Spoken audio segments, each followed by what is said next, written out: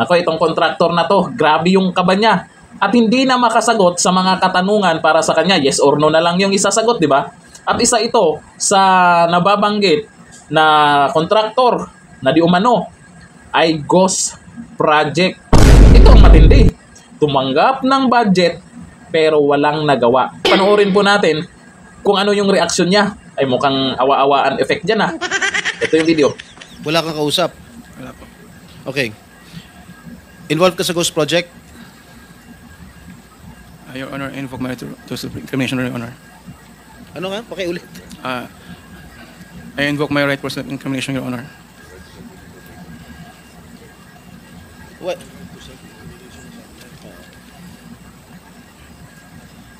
Senator Jinggoy. Malinaw ba Mr. Chair. Pwede bang... linawin muna natin yung sinabi kasi ang narinig ko, I invoke my right to self-incrimination. Against self-incrimination, Your Honor. Against eh. Plus, Mr. Chair, dapat tumingin ka rin sa nagtatanong mo, Mr. Wow. Ayaw ba tumingin sa amin? Huwag kang kausap mo. Yuko ka na, yuko dyan. Lamesa yung kausap mo eh. Senador yung nagtatanong sa'yo. Harapin mo rin. Thank you. Anong pangalan? Arevalo. Mr. Arevalo, meron kang abogado? Yes po, Your Honor. Is he here? He can give you legal advice. Yes po. Nandiyan ba, abogado mo? Nasaan ang abogado mo, Mr. Arevalo?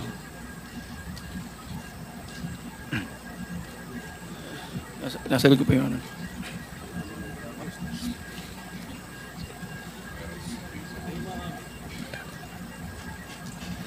Hindi po.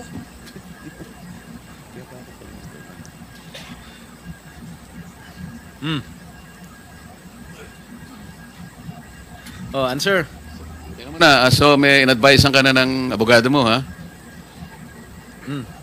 Mr. Arevalo, Are you involved in any ghost projects?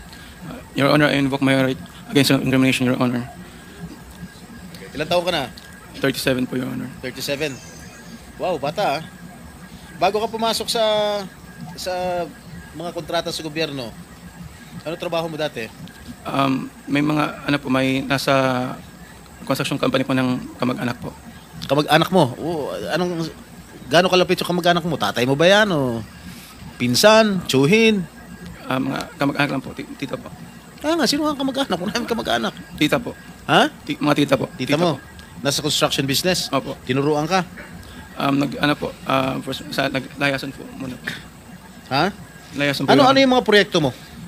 Ano mga nakuha mo proyekto rito sa DPWH? At saan?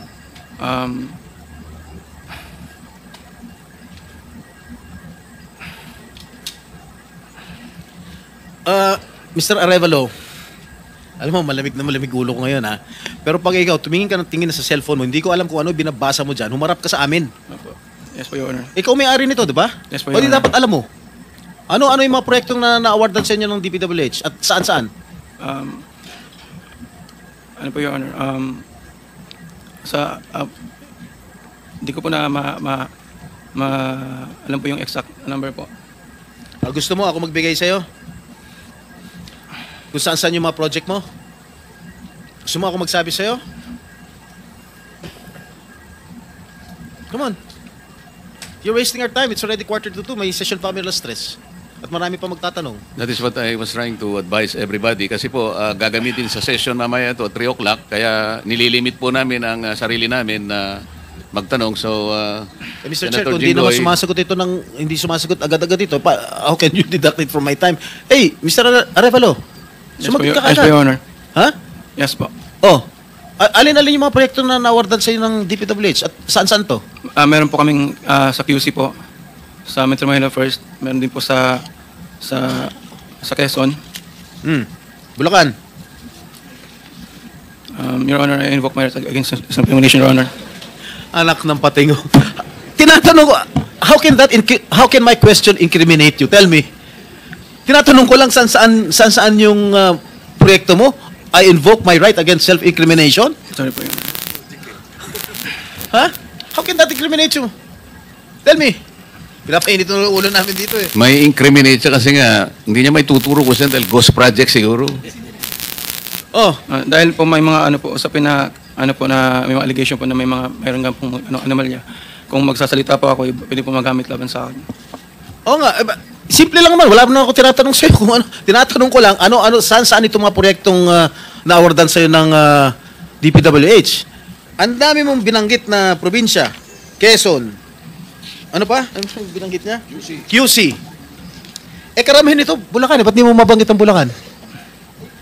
Ha? Meron ka pa nga San Juan Hindi po binabanggit Ha? Metro Manila First po yun, Your Ano? Honor. Sa Metro Manila First po yun, Your Honor. Metro Manila first? Yes po, San Juan po. Oh. Yun po yung pinakuha namin project 2019. Sige. Yung Bulacan, meron ba? Sagot. Your Honor.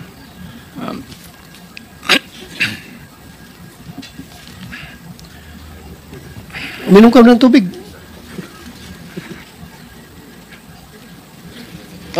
Ilan?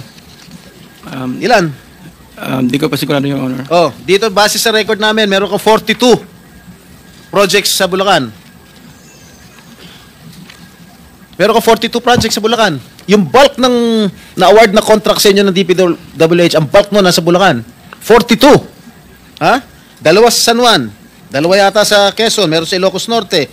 Meron sa Caloocan. Meron sa Laguna. Yan, Bulacan lahat to. San Juan. Quezon City. Tsaka identical ang presyo, ha? Identical ang mga presyo dito. 77 million, 77 million, 72 million, 72 million. Sino ba? Bakit ganun? Last and final question. Meron ba ng 42 projects above how much? Yeah, 42 projects sa Bulacan. Meron 90 million. Kaya nga, above 50? Yes, above 50 million. Lahat. So, Mr. Arevalo, kung 42 projects ito, 42 plunder cases ito Kanina sinasabi namin sa inyo, kung nakikinig po kayo, makikipag-deal kami sa inyo na po pwedeng hindi na kayo ipoprosecute criminally, magturo na lang kayo. Kasi sa palagay namin, hindi kayo ang most guilty. Kapag nakapagturo po kayo nung mga kasangkot talaga dyan, na talaga sila naman ang talagang talamak na sa paggawa nito, anong malay ninyo? Baka imbes na criminal prosecution, wag na yun. Bayaran nyo na lang ang gobyerno, pero magturo po kayo. Para meron po tayong kapuntahan talaga. Kasi kung ganito na lang tayo ng ganito, ikutan ng kito, mapipilitan po, puro plunder. Harapin po ninyo 42 plunder cases. Hindi po fair sa inyo yun Alam namin, hindi lang kayo ang sangkot dyan. Marami ang kasangkot dyan. Kaya, yung abogado po siguro nag-advise sa inyo kung nakikinig. Tingnan nyo rin po na maganda rin offer para sa amin ito. Makakatulong pa kayo sa bansa. Matigil na po ito. Meron ako papakita. Ilang minutes yung video? Meron ako ipapakita with the permission of the chair. Siguro 1 minute lang na video. Tingnan mo, Mr. Arevalo, kung project ng Wawaw to.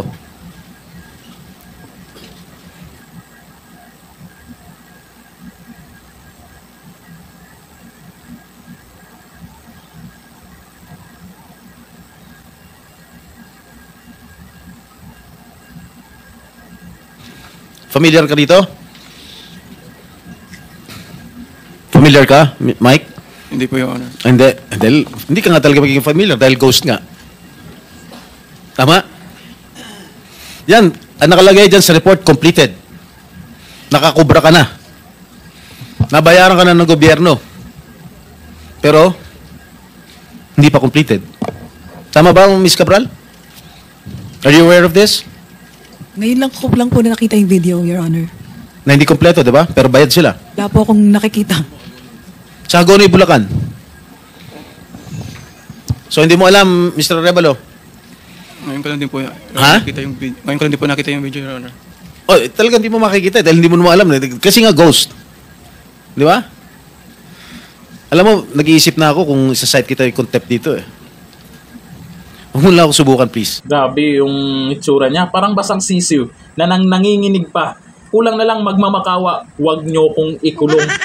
Yung mga panahon na natanggap nyo yung budget na yan, naku, hindi kaya sa isang, kung ikaw lang, hindi mo kaya na ikaw lang. Bilyon-bilyon ang napag-usapan, milyon-milyon ang napag-usapan. Diba? Ang sarap ng pakiramdam nyo noon. Habang yung nag-aambag sa perang yan ay ang taong bayan. nagtatrabaho, may iba pa dyan, ay kulang pa yung kinita nila dahil may kaltas, may tax, di ba? Kaya itong mga ganito, hindi dapat kaawaan. Hindi tayo dapat madadala sa mga paganyan-ganyan nila, paawa-awa effect pa. Ay malamang ito, isa din to sa mga kasuhan. Kaya pinatawag lang din dyan, malay nyo magpaliwanag, pero hindi na talaga makapagsalita. Dahil nabuking na to, isa ito sa nabuking na meron di umanong ghost project. Kung ano man yung sasabihin niya dyan, talagang baka makontempt lang siya. Pag sabing i-contempt siya, hindi siya talaga makakauwi sa kanila. Diyan siya matutulog sa Senado. Tama lang naman ginawa niya. Kung talagang wala na siyang maisip na palusot dyan sa ghost project nila. Abangan, sa susunod na Senate hearing, sana mayroon ng... Sa bagay, may mga na-contempt na, yung mga hindi dumalo dyan. May mga mababanggit pa dyan. Ang inaabangan, yung buwaya dyan. Sino ba yan? Hanggang dito na lang. Thank you. Bye-bye.